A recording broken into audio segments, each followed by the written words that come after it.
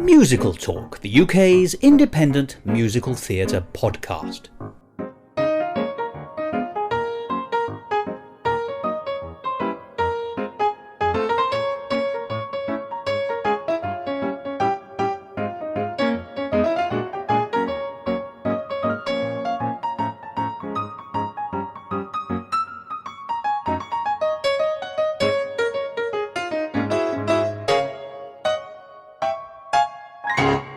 And welcome to another edition of Musical Talk. I'm Thos and I was reminded recently that the great classical composer Richard Strouse once said, "I may not be a first-rate composer, but I am a first-class second-rate composer." Now, that's a very funny quotation, and it's palpably not true about Richard Strouse. But it's also palpably not true about Richard Strauss's namesake, Charles Strouse, although the Strouse, of course, is spelt differently. Charles Strouse is one of the great composers of late 20th century musicals. For me, that is self-evident. And when I think of the last 50 years of the 20th century in musical theatre terms, and I can't think of a time when I don't, the people who come to mind are Stephen Sondheim, Jerry Herman and Charles Strouse. For me, he's one of the three greats. But, and this is true, he is slightly overshadowed, I think, by Stephen Sondheim and Jerry Herman. Quite unfairly. And yet, he was a prolific composer, and in every one of his shows, even if they weren't commercially successful, there are some cracking melodies, which is always good if you're a composer, plus some really complex, clever things going on. Charles Strouse was, in my view, one of the greatest. I can't stress this enough. And of course, as you'll remember from our last episode, we paid tribute to Charles, who sadly died in the middle of May, at the age of 96, barely a month off his 97th birthday. Now, as you've gathered, I have a very great respect for Charles Strouse as a person and as a producer of musical theatre. So let me share with you a personal story. Like a lot of people, I discovered musical theatre in my teens. And I tried to absorb as much as I could about it from all manner of sources. But of course, if you can't see shows because they're not on, and let's face it, the majority of musical theatre is not available to see, there's only a very, very small slice ever actually in production anywhere in the world, then you have to rely on cast recordings and then any songs that come up perhaps on the radio. For me, and I've said this before on Musical Talk, I was an avid listener of BBC Radio 2 in the 1980s when I was a teenage boy. And I carried on listening to BBC Radio 2 right up until about 6 years ago when the late Desmond Carrington died. Because Desmond Carrington, alongside Benny Green, David Jacobs and the wonderful Russell Davies, were my four teachers. They taught me so much about the Great American Songbook, about musical theatre, about music in general, and I owe all four of them an enormous debt. But it was David Jacobs, above all others, who seemed to play a lot of Charles Strouse music on his radio programme. And so from the very earliest days of my musical awakening, if you like, I can think of songs like Give Me Some, You've Got Possibilities, One of a Kind, But Alive, Put on a Happy Face. The songs just come naturally to me from my memory because they're ingrained in my youthful education about musical theatre, and those songs have travelled with me to my ripe old age where I am now, firmly embedded in middle age. And the same goes for his scores. We all know about Annie, of course, but for me, his greatest score is Applause, the musical retelling of All About Eve. But I love every one of his shows, including those which were deemed to be flops, like I and Albert, which was about Queen Victoria and her husband, and Dance a Little Closer, which he wrote with Alan J. Lerner from 1983, not a commercial success, but with a wonderful score and a whole song about gay marriage. Remember, this is from the 1980s, so really quite radical. And the score for It's a Bird, It's a Plane, It's Superman is a great deal better than the terrible television adaptation from the 1970s would lead you to believe. Stick with the cast recording for that one. And I should mention Nick and Nora, one of my favourite shows. I only wish I'd ever had a chance to see it, but I fell in love with it from the recording. And of course, he also had a number of shows which were enormous hits. We've mentioned Annie, but there was also Bye Birdie. Bye Birdie, of course, has had enormous success and has been filmed several times, and spawned a sequel, Bring Back Birdie. And indeed, Charles was a great one for the sequel, because there are 2 sequels to Annie, Annie 2 and Annie Warbucks. And even those shows, which are not that well known, have got marvellous songs embedded in them. So for me, Charles Strouse is one of the greats. And his legacy, I think, will be recognised much more profoundly as time moves on. And of course, I met Charles on 2 occasions. And on each occasion, he was the most charming, the most wonderful, the most modest man it was possible to meet. And yet, what an enormous talent. And he was so open about himself in conversation. Last week, you may remember, we broadcast the interview I conducted with Charles from 2009, where I was interviewing him in front of a group of British composers. And it was on the strength of the rapport that he and I developed on that occasion that Charles very kindly allowed me to interview him again in his hotel off Mayfair a week or so later. And this interview, of course, was just him and me, and so much more intimate and more revelatory in some senses. We had tackled all the big shows in the first interview, so we were able to explore his career more broadly in that more intimate second conversation. I remember the day very clearly. I was having to travel back to London after having visited friends in Southampton. And unfortunately, the trains were not all they might be, and I was very nearly late. In addition, there was enormous trouble on the underground and the roads in London on that day, and Charles himself needed to go to the theatre that evening. So there was always that sense of timing tension, and yet he couldn't have been more generous with his time. And as we said goodbye after the interview, I remember giving him instructions on the best way to reach the theatre, avoiding the traffic as far as possible. So it's that second interview we're about to hear. And as we lead into it, you'll hear that I've included just a few minutes of what might be called the off-record introductory chat that I might normally edit out. And the reason I've included that is to give you a sense of the man that Charles was. One of the nicest people in show business, and I'm not the only person to have said so. I hope you really enjoy this conversation that I had with Charles Strouse about his amazing career, and get a real sense of what a talented, creative, modest, honest, splendid man Charles Strouse was. Enjoy.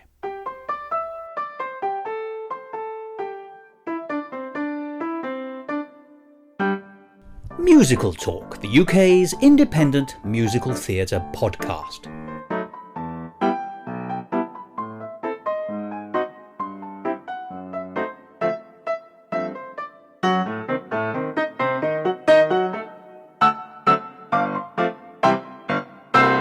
Shall I tell you what I'd like to do? And then it's up to you if you're happy to go with this way forward. If not, I'm happy to do anything. Oh, you're No, I am. Russell Davis, who's one of our radio presenters, who I think interviewed you a few years ago, described you as the nicest man he ever met from Hollywood. What a nice thing to say. He said that on air as well, so so it's not just a private view. Now, I tell you what I'd like to do, if at all possible. I think, and this actually comes from a personal opinion of mine, because I've loved your music since I heard it. I'll tell you the story. When I was young, I heard 3 songs of yours. I didn't know they were yours. I heard Who's That Girl from Applause. I heard You're One of a Kind from Applause. And I heard You've Got Possibilities. I think it was the Matt Monro pop version. And I loved them all. And I didn't know they were yours. And then as I grew up, because I was quite young, I was about 12, You've Got Possibilities in particular stayed in my memory, and I whistled it over and over again. And I always wanted to know where it came from, if it was part of something. And I eventually discovered it was part of... Super. Absolutely. Yeah. And then I discovered that 2 other songs were from Applause. Yes. And then I saw your name on both of them, and I thought, right, here's someone I need to pursue. So I started finding out what else you'd written, and I realised you'd written... well, I loved Applause, so I found that, but I had to find an LP version of it, because there was no CD version out at the time. There is now, I'm pleased to say. And then, of course, there was Bye Birdie and Annie, and I suddenly realised you had this huge work. And every time I heard a song that I liked, I wondered who wrote that. And then they'd say on the radio, oh, that was a Charles Strouse song. And I thought, my goodness, this man is everywhere in my life. There's something about your music which tunes in entirely with what I like. And so I've bought many of your albums over the years. And I like all of them. I've not yet come across one of your shows that I haven't enjoyed. Thank you. That's very kind. Well, I know it sounds like unnecessary flattery, but No, it's not at all. It sounds very kind and very And I know you uplifting. Well, you said the other day that I and Albert wasn't well received and Nick and Nora wasn't tremendously, but I don't mind telling you, they're two of my favourites. Mine too, particularly I and Albert. I love... You're a man of distinction and sophistication, I can tell. So what I thought would be very nice if you felt able is just to go through some of your shows, perhaps not concentrating so much on Bye Birdie and Annie, because obviously you've had those conversations with other places, but if you felt able to talk about some of the other shows in your catalogue, and not necessarily I don't want to approach them from the point of view that they've been this successful or not successful or whatever. No. I like to look at them from the point of view that they are all good. The most wonderful thing for me is they're all available. When I was researching for our interviews this week, I went to iTunes and discovered that all your shows, as far as I can see, pretty much everything is available, and they will stay available, and everybody knows them. In that group with the Mercury on Thursday, I was talking to people before and afterwards, and they all knew Flowers for Algernon, and they all knew this, and Rags, and I thought, that's wonderful. These shows are building themselves up again, because they are genuinely good. Certainly the CDs which represent your score live forever. I'm doing a lot of talking here, but I just wanted to give you this background. Well, it's wonderful talking. It makes me feel very loved, and I don't mind telling you are. Well, I don't always feel that way, but it does make me feel that way. Thank you. As far as I'm concerned, you are, and I know this sounds awfully trite, doubly so because I find it difficult to say these things, but I think you are a genius. But I just love this theme all the way through all your scores, however varied and versatile, and goodness me, they're versatile and varied, which are just fantastic. So, if you're happy then, shall we talk about the shows from the point of view of what was good about them, what musically you were trying to do, and anything else you want to touch upon? I understand. I'd like to start actually with the earliest reviews. You were with the Ben Bagley Shoestring Review in the 1950s. Yeah. Now, obviously you didn't write the whole scores for that. No, I wrote about 4 or 5 songs in that. It was after we went to Summer Stock, a place called Green Mansions, which doesn't exist anymore. Well, I had met Lee before, but I brought Lee up, met Mike Stewart, Sheldon Harney, Carol Burnett, but not a writer. Anyway, we wrote every week a different review, and some of those numbers went into Ben's show, and we wrote a couple of new ones too. Mike and I wrote a new song, an opening called, what was it called again? It was a wonderful, Man's Inhumanity to Man is Great. And it was a show that surprisingly was a great success, not a long-running success and not a international success. We made many friendships that stayed, among them Chita Rivera. She was a dancer in the show, and when I heard her sing, I was the musical director as well. I threw her a lot of songs. Were you with Paul Lind there as well? Not in that. He was in New Faces, which was a competitive kind of review. The other side, right? Yeah, okay. But much bigger, actually, much more richly produced. I'll talk to you about him a little bit later. Okay. Because obviously he does work for you later. But so those shows were really a sort of a cherry pick of the best plus new material. Yeah. And they were quite successful because there was the Shoestring Review of 55 and then again in 57. Yeah. And then you did something called Medium Rare in 1960. I wasn't represented in that. Lee Adams was. As far as I know, I may have had a song in there, but I don't think of it as a show that I was a big contributor to. But of course, in many ways, that year was big for you because that's the year that Bye Birdie, which is your first hit. Yeah. But can I ask about A Pound in Your Pocket, which I believe... Well, you tell me. Well, A Pound in Your Pocket was the very first musical that Lee and I wrote, the very first. And it was on a Dickensian story based on, I believe, in the old Curiosity Shop, if I'm not mistaken. We performed it about 3 times in the United States, once in Palm Beach, once, I can't even remember. There were 3 performances of it, and it was very well received. And Lee and I just kept going. I sometimes have looked at the reviews, and they were wonderful. And I thought, why didn't we ever do this again? But I showed it to a friend of mine in London once. I said, "With this," and he said, "Oh no, it's too American British." It apparently didn't satisfy his particular feeling for what real Britain was. But it's a charming story. It's from an episode in the old Curiosity Shop. I always liked it. And we've never. It would be in the States a a Christmas kind of show, but I don't know why it wouldn't work in England. But as I say, I showed it to one friend, and he kind of stuck up his nose and said it was American British. It wasn't really British. Can I ask you when was that? Late 50s, was that? It would have been middle 50s, I think. It was that early, yeah. Well, that makes you a trendsetter, because Oliver hadn't happened then. No, Oliver hadn't happened. Yeah, so Lionel Bart was obviously following in your wake. Well, we did become friends, Oliver and I. Oh, you knew Lionel Bart? Much later. Oh, right. Much later. Because he's an interesting character, although yeah, his is a very sad story. Very sad story. So that's £1 in your pocket. Let's talk a little about Bye Bye Birdie. I think the story is well known, but how do you look at it from this vantage point as your first big hit? Looking back at the music now, how does it seem to you? Well, it's that's a kind of difficult way to sum up my feelings. When I was writing it, I had heard.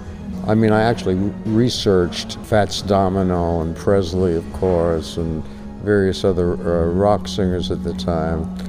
So when I was writing it, a great deal of it, I was just fooling around. I was just, oh, one last kiss, oh, baby, one last kiss. You know, and it was, I don't know whether you'd even call it composing, but the show worked. And once we heard on telly a whole crowd singing, "We love you, Manchester," oh, yes, we do. I said, my gosh, that's a wonderful bit of luck, you know. It resonates, doesn't it? Yeah.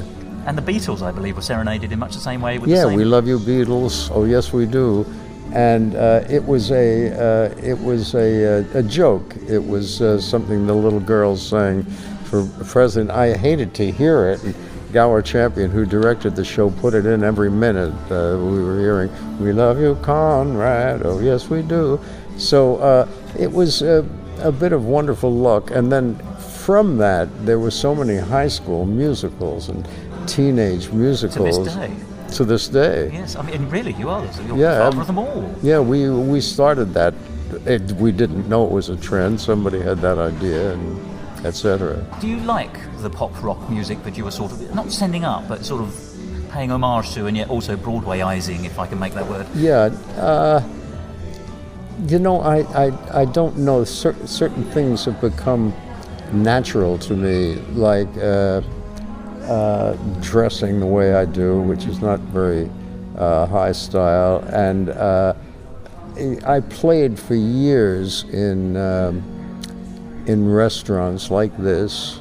Nobody listened. I played in cafes, and I got so there was I don't really know how to put it, as like a private language, or the way you look at not you, but one looks at oneself in the mirror in the morning and goes like that, you know. Actually, I do exactly that. Do you? I look in the shaving mirror and I think, well, you're no good, and that probably means I'm no good either. Yeah. Certainly I look at it. Oh. Yeah, and it make faces. So there's a playful side to my character, and I think I absorbed what was there and enjoyed the playful side of it. It was Well, it was fun. It was fun, yeah. And certainly Bye Bye Birdie is a great fun piece. I mean, it's not in any way to denigrate the fact it's an important piece, but it has a sense of a joie de vivre about it, I think. Yeah, we had fun writing it. Mike Stewart and Lee and I were very close friends. And you asked about Paul Lind, although he did actually become a friend of mine towards the end, but he has a mean tongue. Yes. And he died very sadly, you know. He was too young, really, wasn't he? In his 50s. It was not only too young, but he was a very, very lonesome gay man who became the biggest star in America at one point, and he used to go cruise the streets for company, and it was sad quite dichotomy almost, isn't it? Very sad. They'd say everybody who ever knew him has a Paul Lind story. So I should ask you what your Paul Lind story is. Well, he used to tease me unmercifully. He could be quite vicious. Well, one thing I do remember, which is just a very nice thing, and that is before every show, and he played it for over a year, he wanted 10 or 15 minutes in the dark in a corner. And I made the mistake, once of saying, "Hi, Paul," just, "Get out!" So that's how serious he was about his comedy. The other, it's not a story. You always used to say to me, they never liked your music. It was always Gower's work that they liked. That's the reason. But I think he was serious. And one other thing was, I remember taking a sip from a water fountain, and got up afterwards, and he was right there, and we kissed. And I said, "What the heck was that?" And I'm sure he thought the same thing. But those are three things that come to mind. They're not stories as much as incidents. But they write a sketch, and you're very good at writing sketches. Your excellent book, which we'll talk about a bit later, "Put on a Happy Face," which is your new Broadway memoir, is just fantastic to read, because you describe people briefly, and yet they come to life with your words. And I have to say, you're known, we touched upon this in another conversation, you're known for your music writing, but you have a real gift with words, both lyrically and also in prose. Yes, I'm writing more and more lyrics lately, and I am. And I even finished a play recently, which is very, it's unique for me, but it's a very unusual play, because I didn't know where I was going with it, and then found a form. And I'm very anxious to show it to somebody in England, particularly because it has a lot of lighting and scenic effects, which I feel the British are better than we are at. And I've only shown it to my children. Two of my children are writers, and to Barbara and to Carolyn. And Carolyn thinks I ought to have a reading at my apartment first before I show it, but I'm But done. it sounds like that could develop into something very excellent. I think it could. I don't know. Would you rather not say what that is yet? Excuse me? Would you rather not say what that is yet, or? Well, I can say what it is, because I figured out what it was afterwards. You don't know what it is really until the end of the play. It's a very unusual way of looking at life. And at the end of the play, I decided it was a man who was, but you don't know this at the beginning. You don't know through it a whole lot of it, because there's a lot of a kind of realism, but it's very odd. People do strange things, and strange people make entrances in the play. And I decided later, and then went back and worked towards it, that it was a man under an anesthetic who, by the end of the play, decides to live. It's a very positive, that's my nature. It was a very positive ending. He could die, and the play could still exist, but I have him living, and but hopefully it's a surprise, because the lights in the theater are turned on, and the actor who's playing the role is declared dead, and then he comes back to consciousness in a way, hearing what people are saying, and so it's and it ends with a song. There's no music in it except Auld Lang Syne, which is because his dream starts on a New Year's Eve.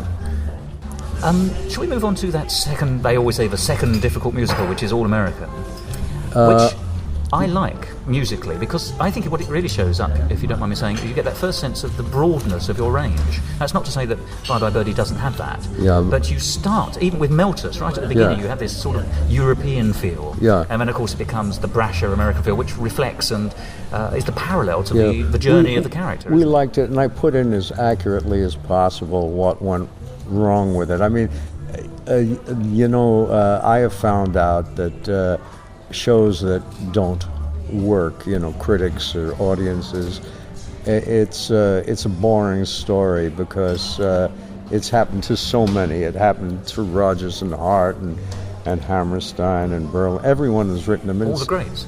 Well, I mentioned them. Which I do include you. But basically, it's like a marriage that doesn't work. The stories are so plentiful that they get boring. Well, the director did this wrong. We hired the wrong person. But it was made more palatable and entertaining because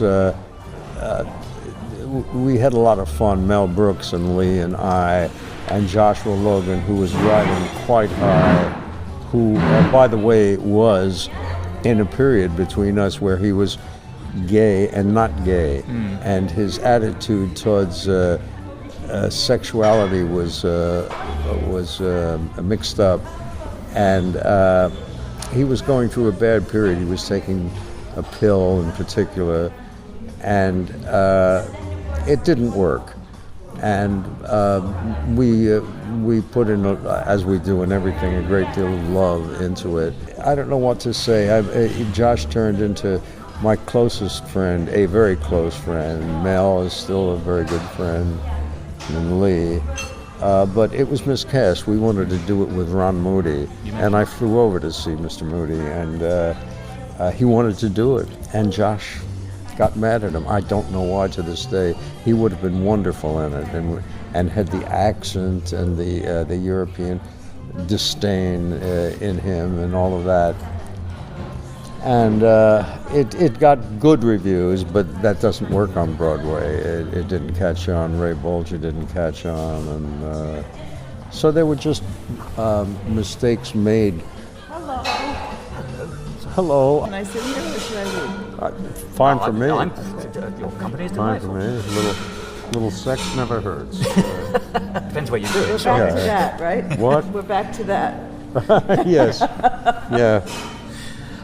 But looking back on the score, because I accept absolutely the point you're making that the stories don't necessarily add up.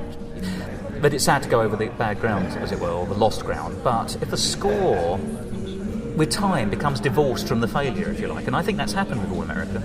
It's an interesting score. It's nice to. And as I say, I think it shows your versatility. Well, it continues to show your versatility. Do you have any? What do you have? Taking the score away from the plot and the book. Do you have any feelings for it at all, or have you sort of put it away in a box? Well, I have a tendency. Well, one thing comes to mind before I answer that, and that was Jerry Herman said that he always liked the old immigration and naturalization rag. He said it was one of his first experiences and one of his favorite songs. I have because I bruise so easily, I have a very strong tendency to leave it behind. Except when my children were growing up, they just liked to play me this again and play me. But one of my sons, who was the most outspoken, what he really liked was a little trumpet lick. He said, play the part where the trumpet goes, ba-ba-doo-boo. I said, wait a second, there's a whole song, but he liked that, ba-ba-da-boo. And, but my children were very supportive and still are. But when they grew up, as every other one in America did, they went into rock, and so I would say that I have never sat down and said I'm going to put on All American. If it ever happened, I enjoy it. I said that was clever of me and all that, or that was a terrible song. How did I ever write that? But and of course one song did step out, which was Once Upon a Time. And that's been a huge success. Yes. And rightly so. Well, thank you. And but I have I don't know whether it's a tendency or a defense, but I have to go on. That can be very healthy as well, to be honest. Well, otherwise I think I'd sit in a dark room. I have a tendency to do that. I've got a dark room which is darker than anyone can imagine, although I've read about enough people who have such a room. So I make myself go forward. Now, Golden Boy is the next success. Yes, that was a big success. And several songs have come out of that. Yes. Jack Jones has recorded many of the songs from that score separately. It's not the success that I've always envied. I always forget their names. Bouillabaisse and Les Mis. What? The Les Mis team. Yeah, that where it becomes international. A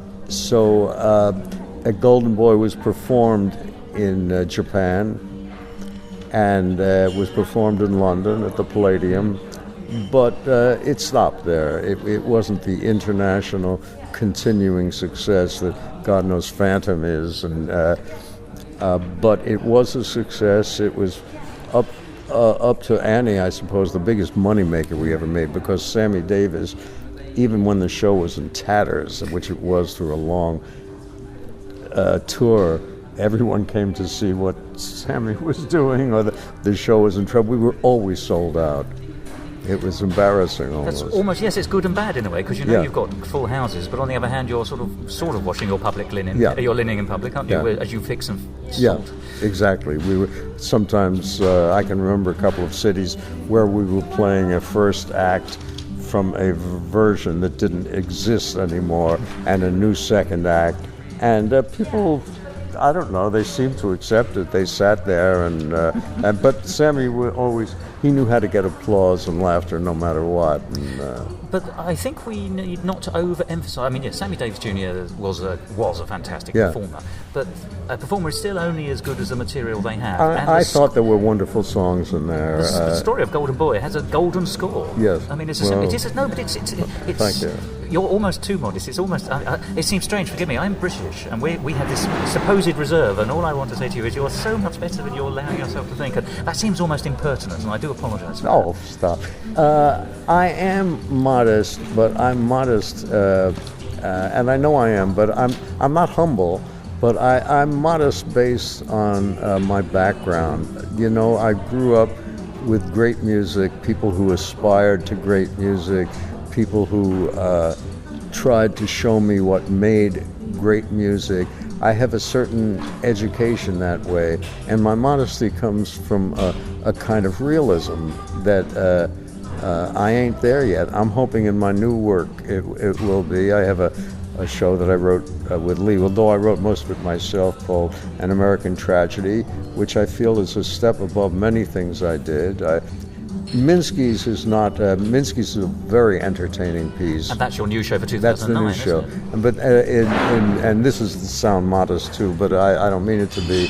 I think its entertainment value comes a great deal from a brilliant director who is a wonderful choreographer, who is full of what we call full of beans. He's always up there when you expect it down there, and the 2.5 times I've seen partial readings of it, he really is amusing. But I give him a lot of credit. I think the tunes are good, but they're very sensible and right for a period. It is a period that takes place.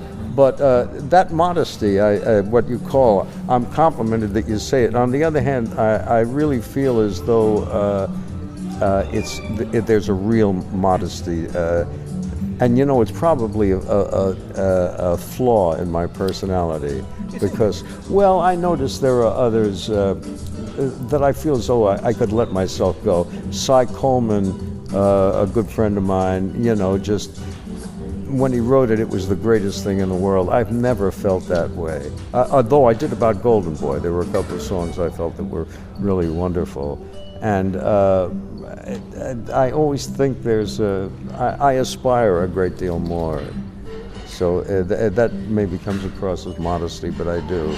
But aspiration is just, to not have aspiration is to not have anything. Yeah, so I think that I makes know. you a but I healthy, get the feeling happy, Especially for Charles, who works every day, all day. Yeah, I feel that Andrew, for instance, when he wrote that, it's wonderful, ba-ba-bom, in Phantom of the Opera. He really thought it was, you know, he had reached the gods, and I would have liked it. I would have liked to have written it, but you know, I feel as though there's a mile to go, and.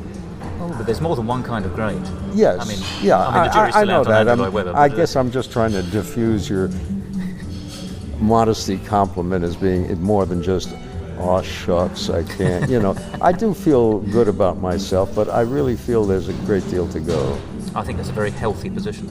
I hope so. I hope So so. when you work with Copland and Bernstein and all those people, you're always comparing yourself to those people. And, Yeah, you know, in many ways. the people who taught you, you look at them and you go. Yeah, I had very fine teachers who, by the way, were extreme. Although I never studied with Bernstein, we became good friends, and he was beyond modesty into negative about himself. Yes, but that's an unhealthy position. Which was strange, given the success that he had. It's funny, we all stand on the shoulders of giants, they say, but forgive me, you are one of the giants that tomorrow's people will be standing on the shoulders of. I guarantee it. Okay, thank you. Watch this space. I'll put it in my pocket and take it back with me. Could we just briefly talk about It's a Bird, It's a Plane, It's Superman? Yeah. I like this piece hugely. And there were a couple of things. I was just listening to it again, and there were two things. I mean, you've got possibilities. Even though the lyric is very different from the pop version, it just immediately springs to the ear. It's bouncy. It's got a clever lyric by Lee Adams in both forms. Yeah. But the tune itself is just absolutely goes straight in, and it stays in. And sometimes when that happens, you think to yourself, "Goodness me, what's this tune? And I can't get rid of it." But sometimes a tune goes in and it stays in, and you think, this is great, and it sort of rolls around, and you enjoy it all the time. It's not a problem, it's not an imposition. And for me, You've Got Possibilities is just one of those songs that resonates over and over and over again for me. Yeah, I was. That's what I call a piece of luck, because it's one of the few songs, one of two songs that I wrote. I was walking along and said, ba, ba, ba, ba, da, ba, da, ba, ba. It just was a walking melody, and I thought, wait a second, it's sticking with me. So I'm it's a walking stick. Yeah, it was exactly. And it's a lovely. I can't tell you. And there are 6 versions on iTunes alone at the moment. So really? Lots of. There's a sort of a jazz version. There's a version that's where it's been connected with Frank Lesser's "I Believe in You" from How to Succeed in Business.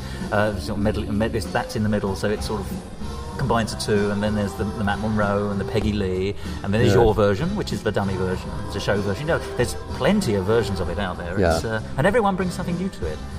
But what I think is fantastic is the overture. Straight from the beginning of Superman, the overture says muscular and comic. I don't know how you've done that. For me, that's a genuine gift. Yeah. The overture is everything that Superman is. Yeah, He's amusing and muscular. Pridefully, I wrote that, and I orchestrated it too, as I remember. Because you have great orchestration skills, don't you? Yeah. Well, Not like Eddie Sauter, who orchestrated the show. He's wonderful. And he may have added some things to it, but I actually scored that. Well, it immediately tells you what you're going to get, and I really like what you're going to get. I don't understand why that hasn't done better, shall we say. Well, it was televised, sorry, you were saying. That's all right. It was used as a I don't know what the unit is, as a theme of a newscast in Miami. Gosh. Bum, bum, bum, bum, bum, bum, bum. That's the muscularity of it, isn't it, coming through? And, of course, it was televised some years later, about 10 years later, wasn't it? Yeah. Which is That's quite... on YouTube. You can find is it? Mm-hmm. Loretta it's on our website. It's Loretta Swit in it, I think. Yeah. But what I like about that is the fact that that goes to show that it's what I was saying earlier, that even the shows which don't necessarily feel like they've gelled at the time can then go on and have an afterlife, if you say, and carry on, It's like Superman soars, so does your music. It's good fortune, yes, indeed. I'm aware of it. Now, your next big show is Applause. And it is a big show. It's one of the great hits. Yeah. As I was telling you right at the beginning, it had 2 songs immediately which fell into my consciousness and sort of drew me into the world of Charles Strouse, which is for which I'm ever grateful. But it's a wonderful piece. How do you...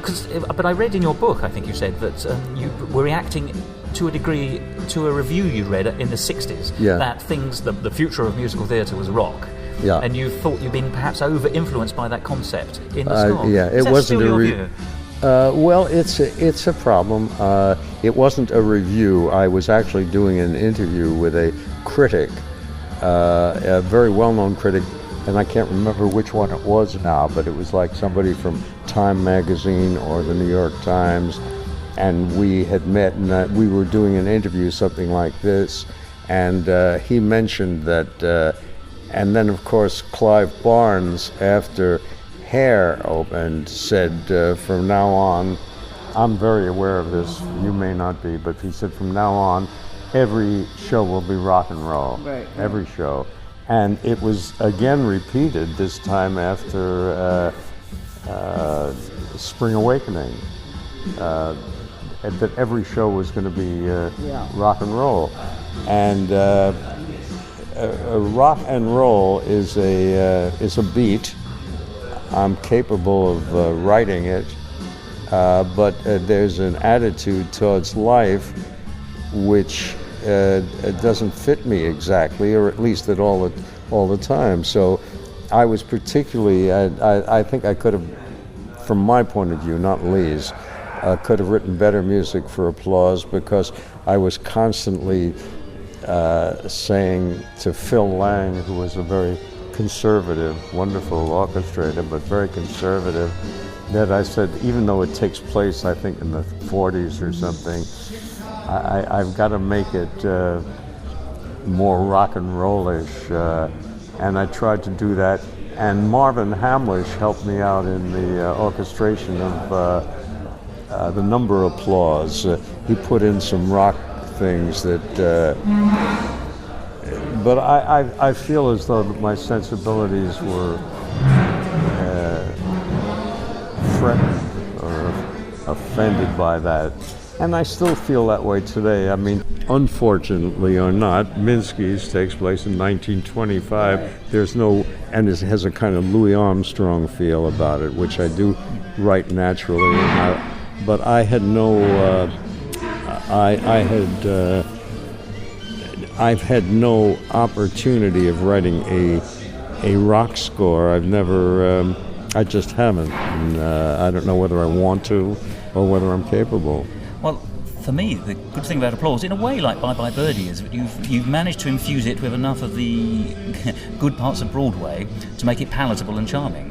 So, funny enough, to me, I wouldn't have guessed Applause was a rock-inspired musical. It wasn't. Yeah. That was my problem. Mm-hmm. I think it's your greatness. If it had been a rock...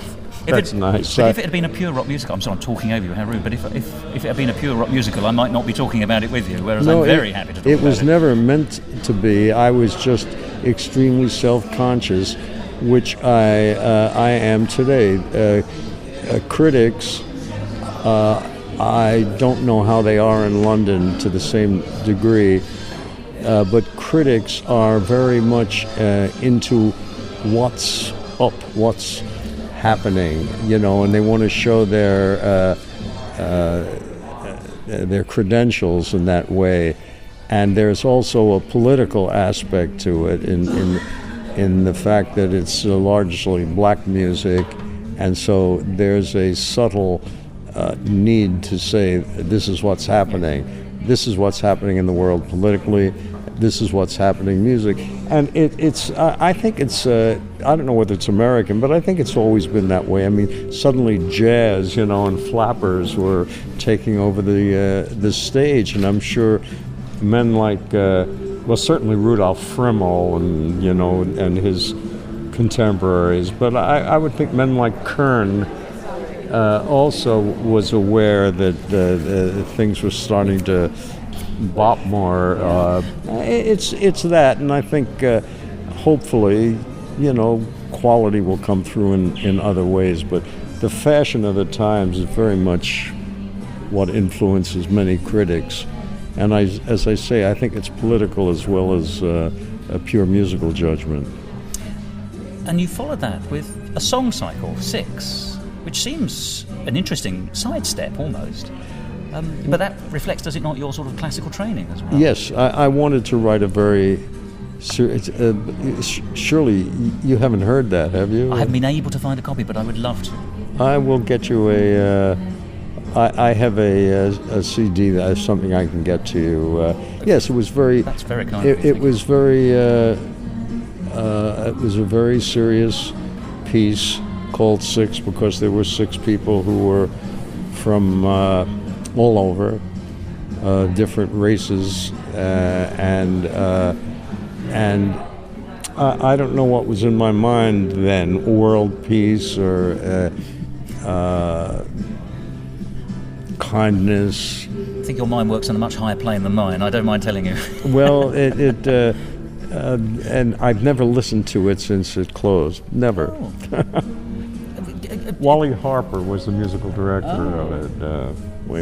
And Peter Coe, a British director. Who you'd worked with on several occasions, in fact. Yeah, I love Peter. He was hard to love, but I loved him. That's that's, as I say, in the catalogue of your work, it stands out. But what it does, of course, it doesn't stand out like a sore thumb. What it does, it merely shows that there's a lot of strings to your bow. It shows the versatility. Once again, I wanted that to be. I thought that I grew up. Before I grew up, before I absorbed my parents' lessons and all of that, I grew up with a very, very serious bunch of composers and musicians, teachers and things. So I had that in me, and I never got a really major performance of any of my serious pieces. The most I can't even say it was well received, but Columbia Records and the Beaux-Arts Quartet recorded a string quartet of mine. But as far as I know, it was never released. But my orchestral pieces came and went. Schools, a couple of major orchestras in Hawaii and things like that. But they've never caught on. But you wrote a classical piece recently, didn't you, in response to the awful attacks on New York in 2002? I was working on a piano concerto at the time, and it happened right in the middle, and I thought this is an opportunity to express some of the outrage and regrets, etc. I mean, and everyone was feeling that. I mean, across here it was exactly the same. There was that lack of belief, anger, all the negative feelings all at once, which is quite a difficult pill to take, which poured out presumably in your creativity. It's been done around 4 times, always by the same pianist, and somebody spoke to me here, and I can't remember. Yes, at the concert. I guess it was your assistant conductor or something. He spoke about that piece? Yeah, about sending it to him, and I'm going to. Was this the BBC Friday Night is Music Night concert, which celebrated your works on Friday evening, in fact, I'm pleased to say? If you don't mind, I'd like to talk about Iron Albert, which is a show I know causes you a great deal of pain. Well, I'm over it now, except my daughter poked a straw right in the wound, because, and I don't blame her. I wrote about the fact that when she was born, it wasn't thoughtless of me. I realized that it's not the kind of detail that she, of all people, would like to hear. And she took it to mean that she wasn't wanted, which wasn't true. But at that particular moment, instead of celebrating the joy of her birth, I was in a very, very sad position. And you're very honest and frank about that in the book. Which was a mistake in one way, but in another way, she taught me about her feelings, and I taught her about my feelings, and she's a very wise girl. And it's better to discuss than not. So in a way, that's better out than in, they say glibly, but I think there's some truth in that. But Iron Albert is a wonderful score. I've touched upon this in the other conversations that we've had, that, for example, His Royal Highness is as funny a song as I've heard on Broadway it's a wonderful, or anywhere. When they were all making fun of Prince Albert, yes. for his German... Well, the funny thing is, in British culture, that still has certain resonances. Here we are 100 odd years later. So. Yeah, we were well coached in the history by that woman, Lady... Antonia Fraser, yeah. Fraser. And, of course, John was English. And we read a great deal. At one point, I was as well read about Victoria and Albert as most laymen can be. Read all the literature. But you said yourself it's one of the scores you like the most. It's certainly one of the ones I like the most. Why is that? I have an answer, but I'd like to hear yours. Well, it was it paid homage to something that I believe in. I'm not religious, but it paid homage to a kind of tradition which moved me. It's a great love story. It covers the dissolution of the empire. And when I first came here, and then when we came here for Iron Albert, chills went up my back when I saw some of the statuary and feeling of reverence, because it's not like religion. I'm not religious, but the feeling of respect and tradition for one's parents and for one's country, it moved me terribly, and Lee too. And then I can't blame this on. We came after writing it under John's suggestions and all, John Schlesinger. It turned out that everybody was, when I say everybody, so many people in the theater had become terribly, the Queen, they called her Miss Beige. Everyone was talking about Miss Beige. She was a bit out of popularity in certain quarters, certainly out of popularity. And here Lee and I were with our derby hats on, and we were so moved by the occasion. You know, I said a poem of Kipling's, and we had a great battle on stage, Empire, and the traditions, and Disraeli, and it meant a great deal to us. And the tide had turned, and I don't blame anybody for that, or even. I still love the work, and I was very moved by it. And then we had a lot of bad luck, which is the leading man got ill. We had to open. There's a British rule. I don't know whether it still exists. After 10 paid performances, you have to open. Yeah. The rule seems to be at the moment to close, actually, to be honest. That seems to be the West End rule. But yeah, but there is that law or quasi-law. Is it still the same? It's not one I'd heard of. I read about it first in the book. I can't imagine that. It seems a very silly thing to do. Well, because I know the show I went to see last night was in previews for a month, so it can't be the law. Well, it must change then. Yeah. But once again, it's got a perfect spread of emotion. There's that lovely song where Polly James as Queen Victoria is shouting at Albert that he doesn't love her, and he only loves the children, and he's calming her down. So it's quite difficult to get anger and love into the same song. You touch on genuine emotion. It comes through both in the lyric, of course, but also in the music. We tried very hard. As I say, it struck us as a wonderful romance because it was. In a sense, it should have been, but it shouldn't have been. He was very strict with her, and she became a girl. This woman became a girl. She adored him, and many of the great monuments in London she built for him. And he was a man who's, he built the great exhibition. And it was just a wonderful story. And we had a wonderful co-writer in the prime of Miss J. Preston Allen, a fine playwright, and a wonderful director, and a wonderful costumer. Everything was, and I would walk through Whitehall or something, and hello. I was up on the balcony with her and all that. And the American publications that we knew about, the Herald Tribune and a couple of magazines in America, gave it glorious reviews. But the British, to a man, as far as I read, hated it. Which is bizarre, because it's one of those shows, as I've said, so many of your shows are, they're sort of creeping up again because people know it, people like it.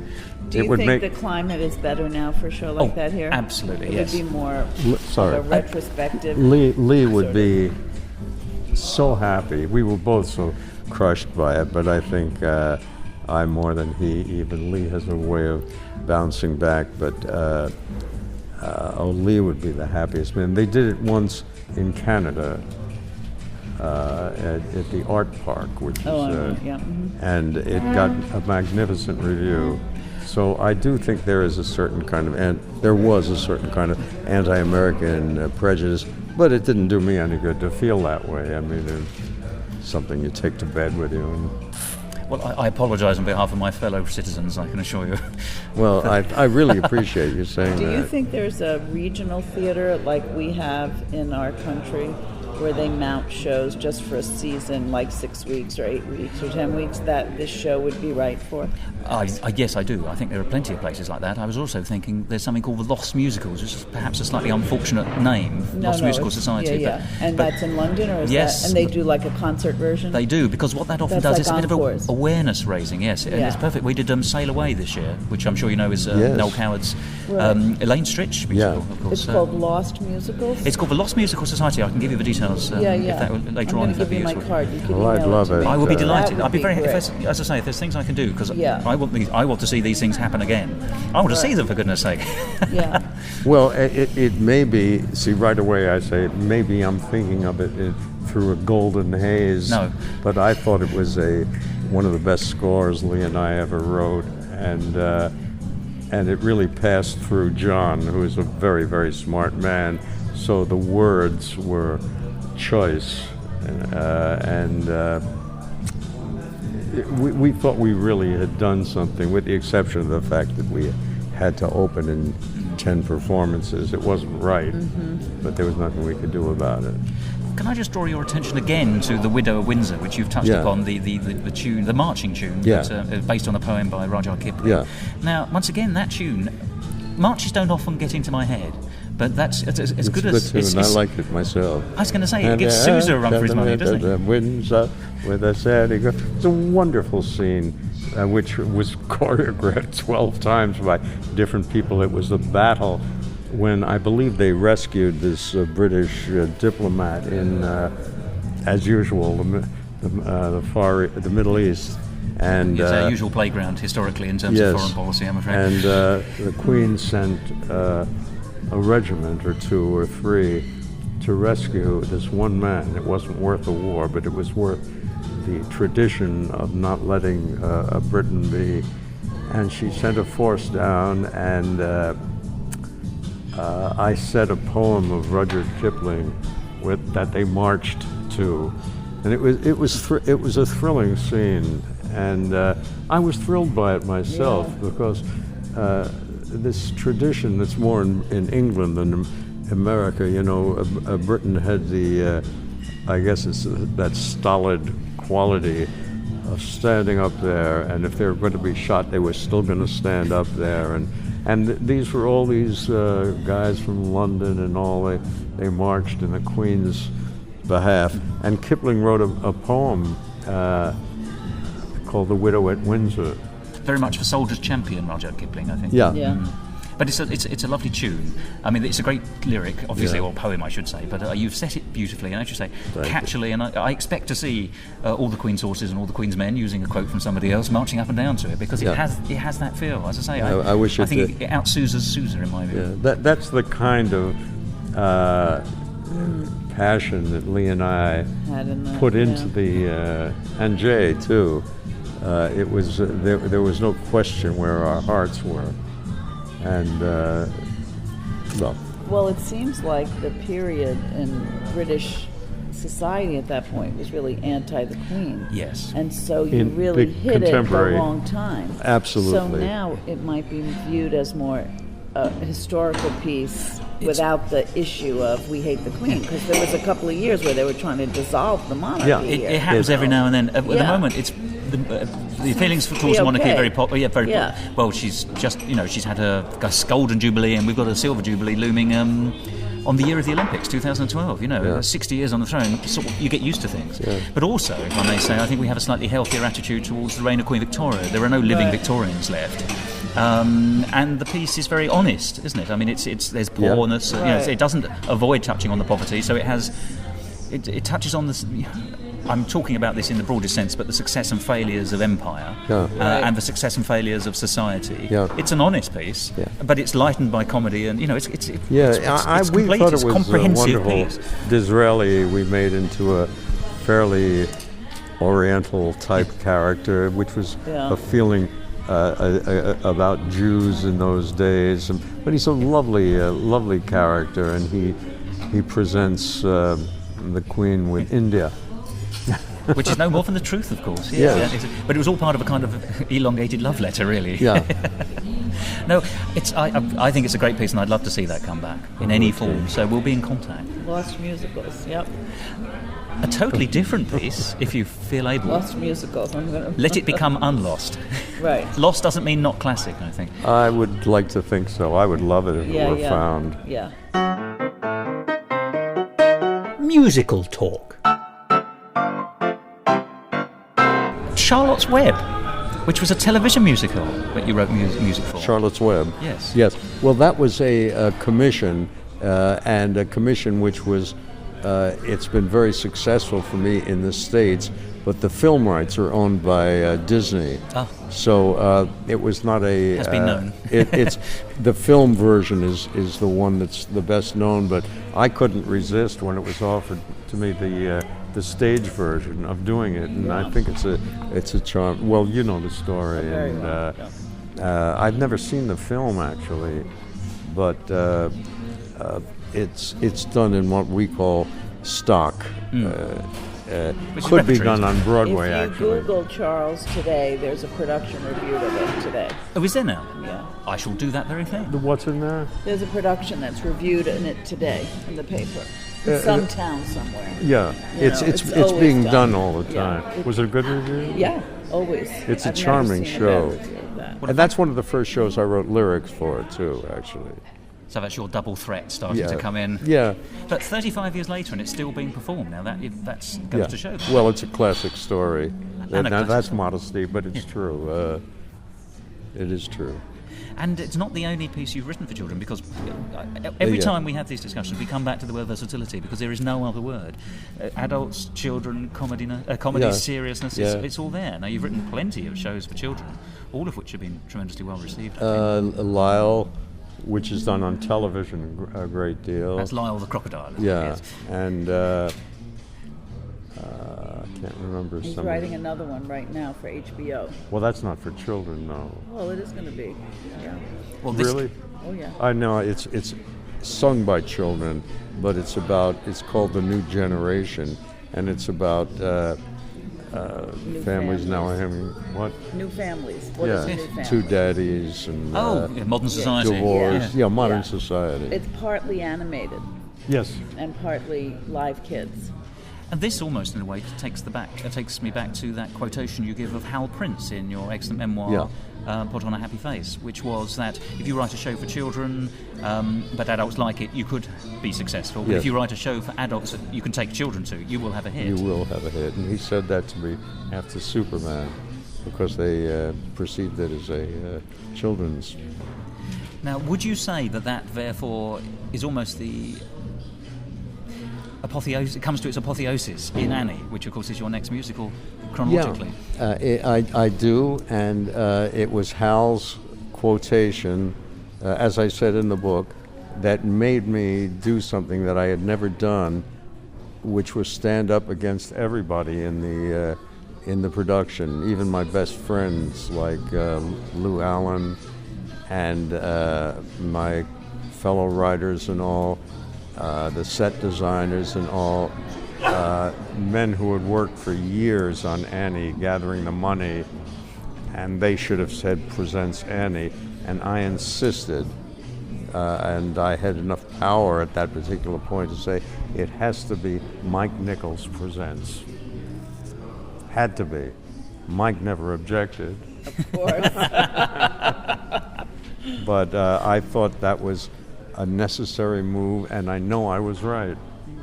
It was given a kind of adult stamp of approval. But it may have had that anyway, but I know that had something to do with it. And, I mean, it's just good to know that you've got a piece which is going to go on and on and on and on, and in the best possible way. Yeah. Marches on rather than, it's not dragging its heels, is it? It's going to China next year. Is it really? Yeah. Tom said to me, this little girl is going to support her father forever. And it's true. Incredible. And musically it's lovely as well, but once again it gives you a chance to play different tunes. I mean, different feels. You've got that lovely the lyric I just love is "Hey Hoberman, hey dandy dan." Yeah, it's a wonderful lyric. But it gives you that kind of 40s, 30s pastiche. 30s, I suppose, isn't it? And it even starts on the radio, so you could do that. And then there's genuine heart, and then there's anger in A Hard Knock Life. Which, Hard Knock Life has a lot of anger. How do you tap into the emotions as you write? I mean, well, I think that's just a general aptitude that artists have. Usually it's accidental.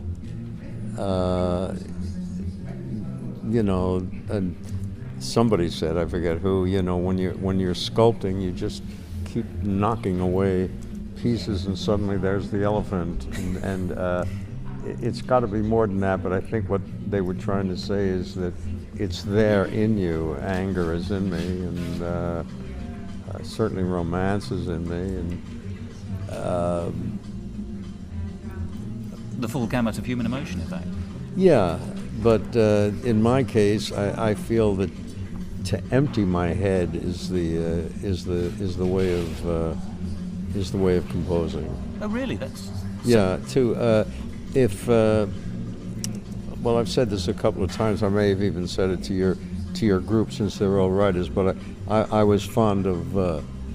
am fond of quoting Stravinsky on that, where he says the best composers, in his opinion, mishear music.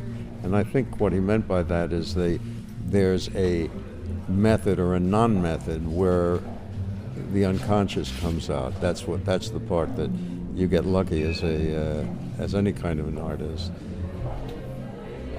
But it does mean it's being able to tap part of your soul, and that's almost suggests that you have to know who you are before you can go on to write for other characters, other people. You have good self-knowledge, I think. I don't know. I guess I do. In some ways, I mean, it sounds very serious. I've tried to become a better man since I got married. That's a good point to start, yes. Yes, a good point to start, because my wife has a big mallet. She hits me at the head every morning at breakfast. What did you say? I have an urge to be better in my life, morally. But forgive me, I think those people who choose to try to be better, even if you don't succeed, the attempt is what makes you a good person.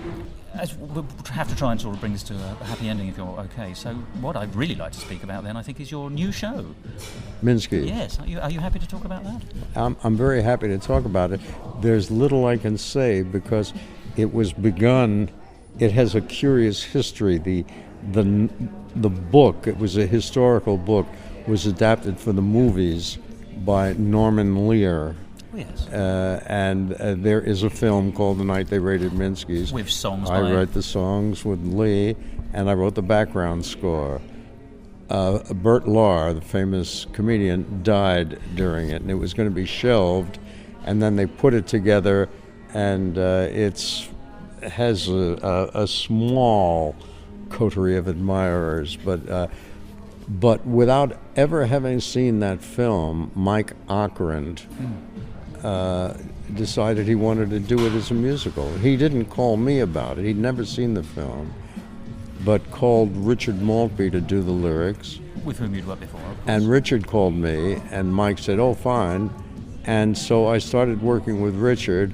Then Richard quit and Mike brought in this woman I'd never worked with, who turns out to be quite good, Susan Birkenhead, and did his own version of this story, and it was going on merrily when he died. He got leukemia.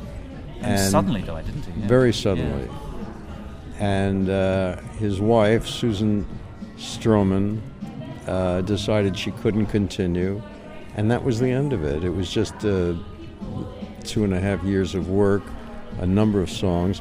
We had made a demonstration record of it, which is, like with 4 pieces instead of 20 or something. And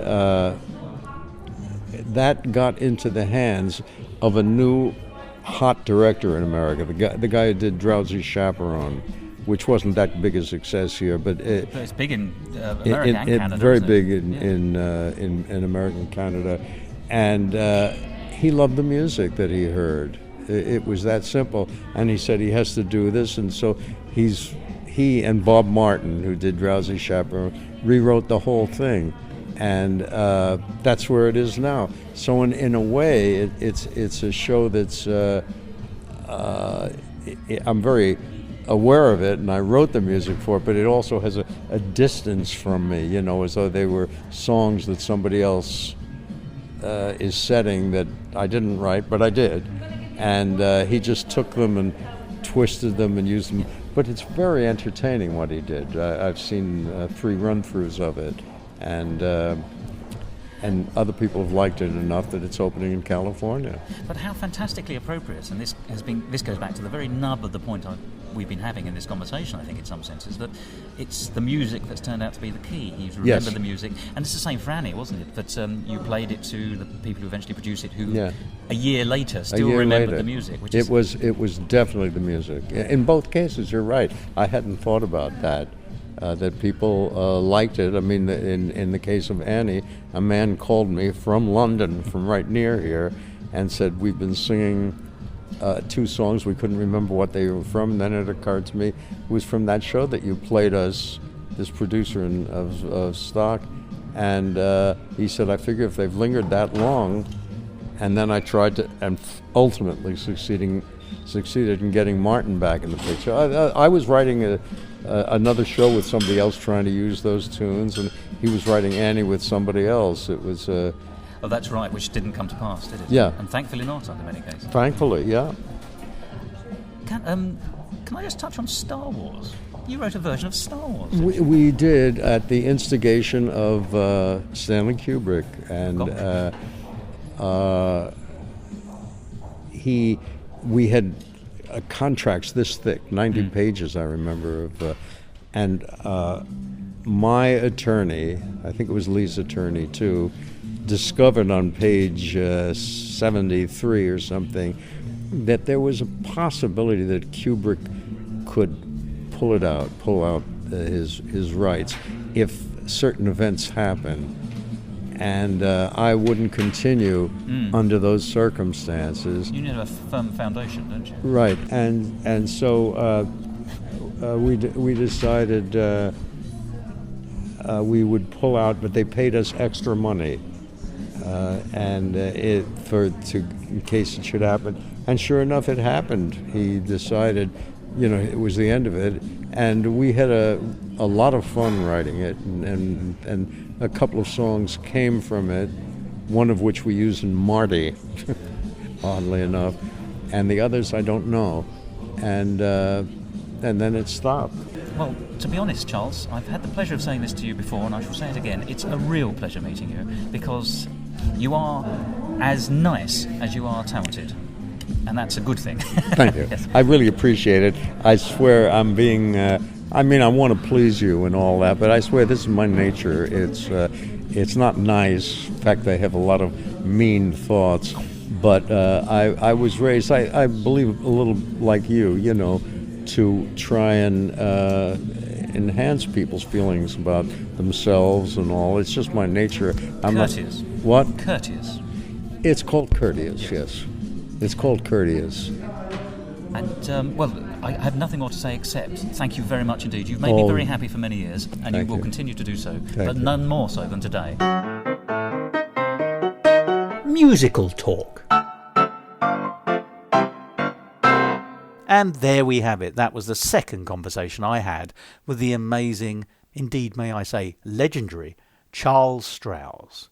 It's still my belief that you could go anywhere in the world and start singing "The Sun'll Come Out," and then someone else would immediately be able to say, "Tomorrow." That song is so successful that if it was the only thing Charles Strouse had ever written, he would have gone straight into the greats list of musical theatre.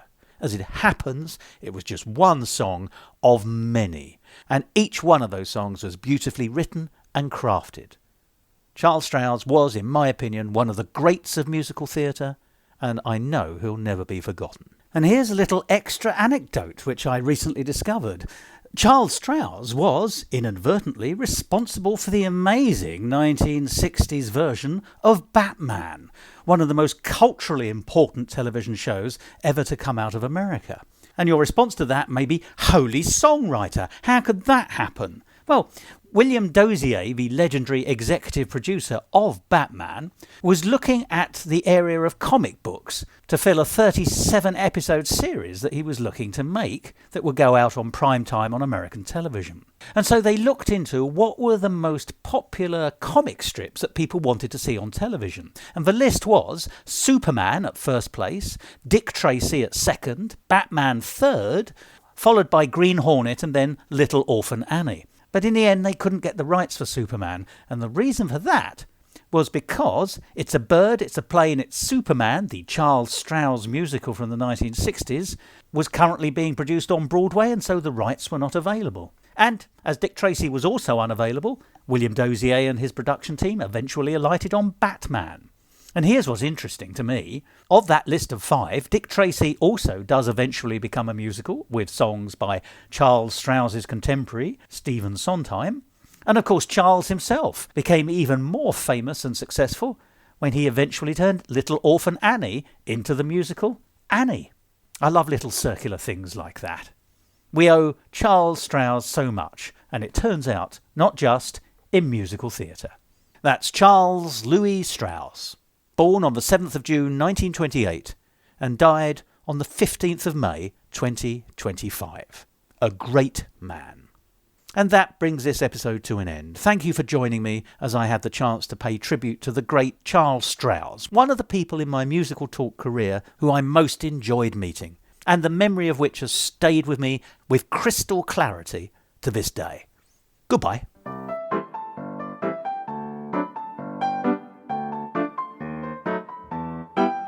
This episode of Musical Talk, edited and presented by Thos Ribbits. Copyright Musical Talk 2025.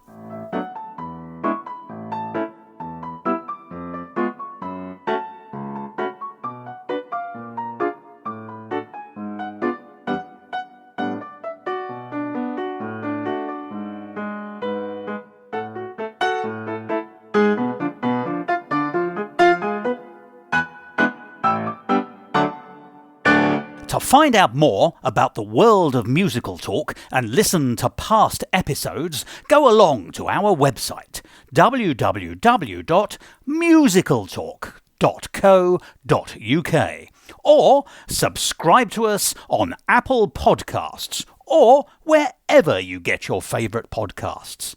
And follow us on all the usual social media networks.